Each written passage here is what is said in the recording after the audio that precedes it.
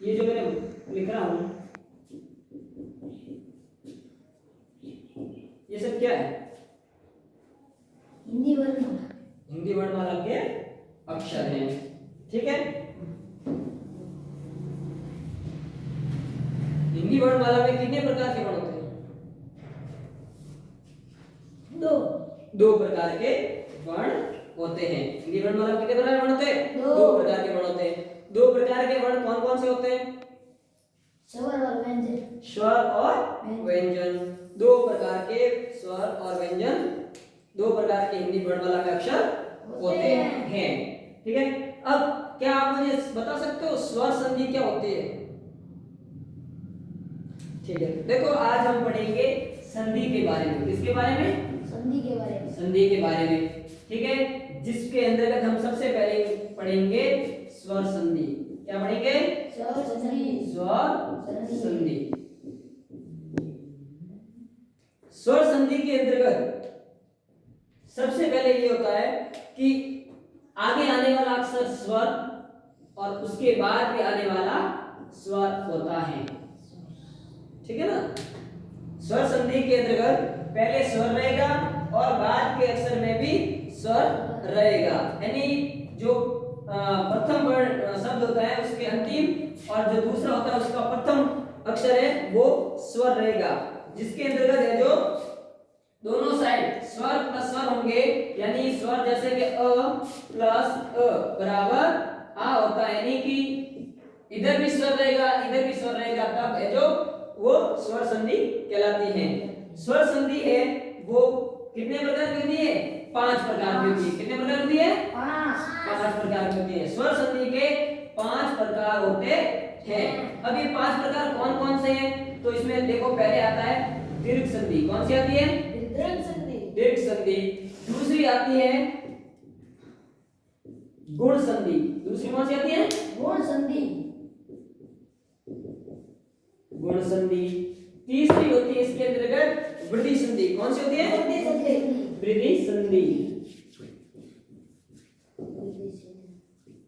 ये हम स्वर संधि के भेद पढ़ रहे हैं। संधि हमने पढ़ी वो उसके अंदर पहला पढ़ रहे हैं स्वर संधि। स्वर संधि जिसके अंतर्गत 5 प्रकार की होती है, जिसमें पहली है दीर्घ संधि, दूसरी है गुण संधि, तीसरी है वृद्धि संधि, चौथी होती है इसके अंतर्गत यण संधि। कौन सी होती है? यण संधि।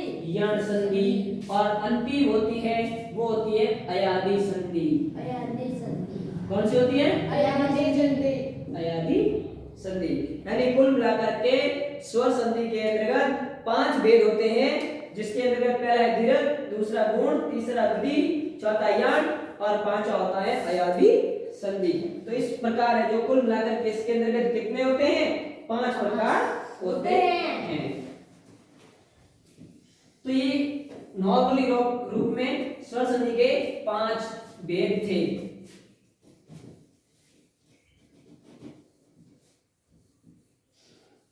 अब मैं आपसे कुछ सवाल पूछता हूं, जिसको आए वो हाथ खड़ा करना।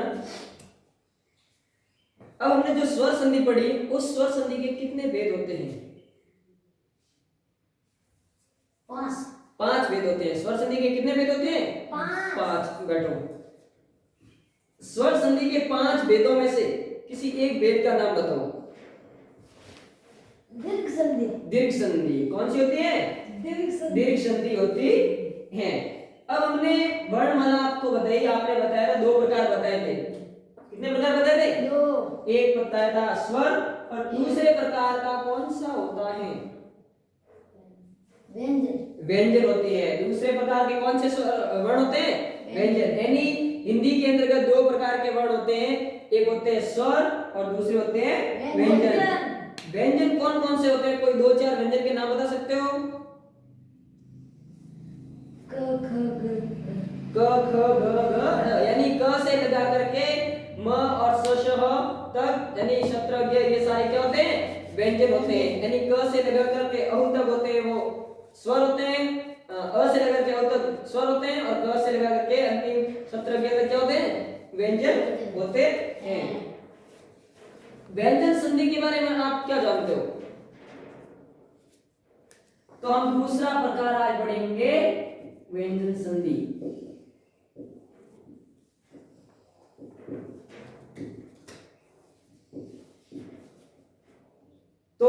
संधि पढ़ रहे हैं जिसके अंतर्गत हम संधि के भेद पढ़ रहे हैं। संधि तीन प्रकार की होती है जिसमें हमने पहला पढ़ा स्वर संधि, दूसरा हम पढ़ रहे हैं व्यंजन संधि। कौन से पढ़ रहे हैं? व्यंजन संधि। व्यंजन संधि के अंतर्गत प्रथम व्यंजन और अंतिम में या तो व्यंजन हो, यानी जो प्रथम अक्षर रहेगा संधि जब होती है जब उसके दो भाग होते हैं, जब उसकी संधि करते हैं उससे पहले एक भाग रहेगा, उसके एक तरफ जो रहेगा व्यंजन आएगा, यानी प्रथम शब्द के अंतिम और पीछे वाले के प्रथम शब्द में क्या रहेंगे? या तो हो व्यंजन हो, या एक तरफ व्यंजन हो और दूसरी तरफ स्वर हो। क्या हो? स्वर हो। या फिर रहेगा आगे स्वर हो और पीछे व्यंजन हो। क्या हो? व्यंजन हो। यानी अगर एक तरफ व्यंजन दूसरी तरफ व्यंजन होगा, या एक तरफ स्वर दूसरी व्यंजन प्लस दूसरी तरफ स्वर होगा, या एक तरफ स्वर और दूसरी तरफ व्यंजन रहता है। इसके अंतर्गत मान लो हमने एक उदाहरण लेते हैं कि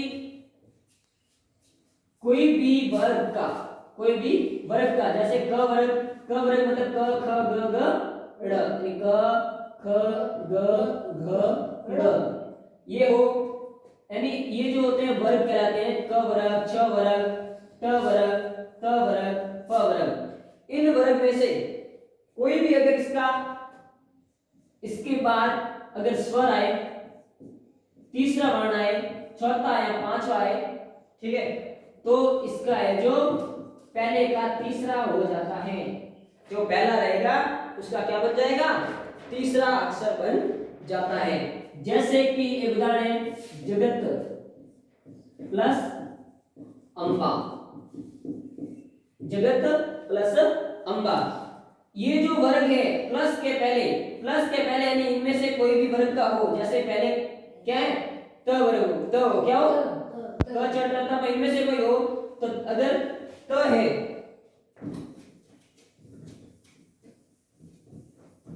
तो हम देखते हैं कि त के बाद देखो अ आ रहा है। क्या है? अ मतलब क्या आ गया? स्वर आ गया। तो ये जो पहला अक्षर है वो तीसरे में बदल जाएगा।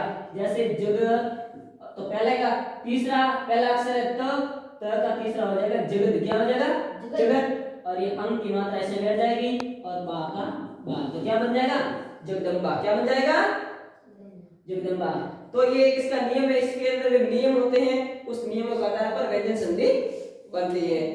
ठीक है, तो इसके अंदर पहले का तीसरा हो जाने पे अगर उसके बाद क छ ट त प के बाद अगर कोई भी स्वर तीसरा है, चौथा है, पांचवा है, तो वो पहले का तीसरा बन जाता है।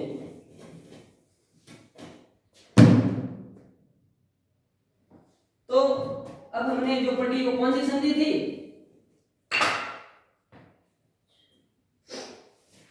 पहले का तीसरा व्यंजन संधि थी, जिसके अंतर्गत पहले का क्या हो जाता है? पहले का तीसरा बन जाता है। नियम नंबर 1 जिसके अंतर्गत पहले का तीसरा हो जाएगा। ठीक है, अब ग्रह कार्य नोट कर लेंगे।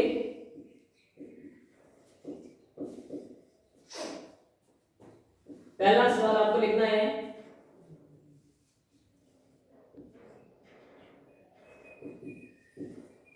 स्वर कौन कौन से हैं?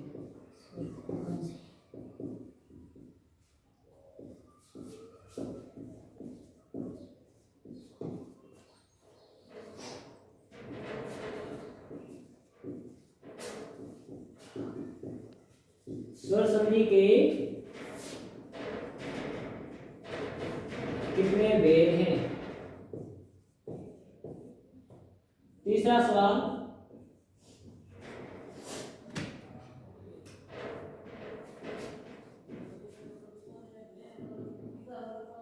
स्वर संधि के